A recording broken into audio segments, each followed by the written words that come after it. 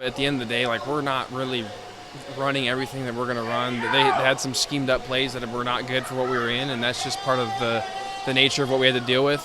Not making any excuses. We can always play better, but it's not necessarily something that I'm really worried about right now. What do you take from practice in comparison to the games? Is it more important, the stuff that you're seeing out on the practice field in your mind, than the stuff that's been out on the game so far? Yeah, in my opinion, it is. I would say, and every other guy on defense, coaches-wise too, would say the same thing. We're being pretty vanilla on defense within the games, and there's certain plays versus those coverages that we're running that don't fit very well, and so it is what it is. You just try to survive the down. There's still things that we should do better, like technique and fundamentally sound. And that's part of it, part of the learning process of playing in preseason and whatnot. And so we're going to continue to learn from it and just grow. And these practices are a little bit more realistic in terms of what we're going to be like on defense. Do you think the fact that it's so vanilla, does that maybe impact run fits because it is so vanilla? Yeah, I mean, you're limited with what we're trying to do. There's a lot of like stagnancy to it, and so in terms of like offensive line, who they're targeting, whatnot, like none of that stuff changes pre-snap versus post-snap, and so it's easier for them to know who to block, things like that when you get into a real game plan, make it a lot more complex. When you line up wide against Chase and there's no pass rush, do you think Joe's going to throw it deep to him? I mean, he's thrown it more to him this camp than he has in years past, and I think that that's just a credit to how well he's worked on his receiving aspect of his game, and he's a true receiving threat at all times wherever he's at on the field, and so you got to respect that and know that the ball could be coming your way at any given time, and do your best to not let him catch it. Yeah, listen, there's if you're in good coverage, that dude's still going to put it where only his guy can get it, and sometimes they make good plays, and that's part of it. I wasn't going to take him to the ground, but I thought I was in pretty good coverage. How beneficial is it going up against not just Chase Brown or Joe, but Jamar, all of these guys day in and day out throughout camp?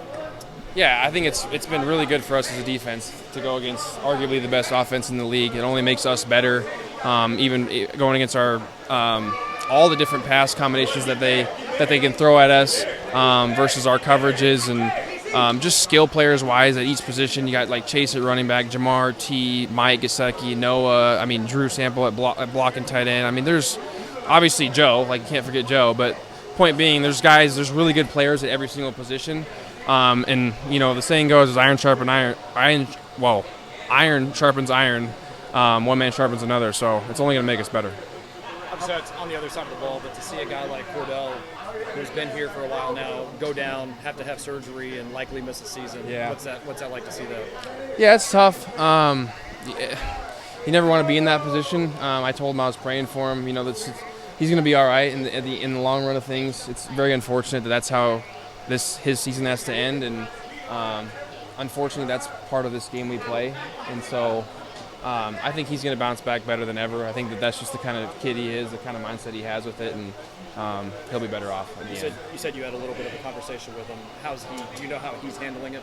Yeah, I think I'm just trying to make sure his head's on right. It's not easy, especially being in the position he's in. Going into really the last year of his contract and all those kind of things. But I'm a firm believer in the man upstairs, and I know he is too. And so he knows that there's a bigger plan. It's not always about what you think it is, how you think things are going to go. It's really never how it works out. And so there's a bigger plan for him, and he'll be just fine.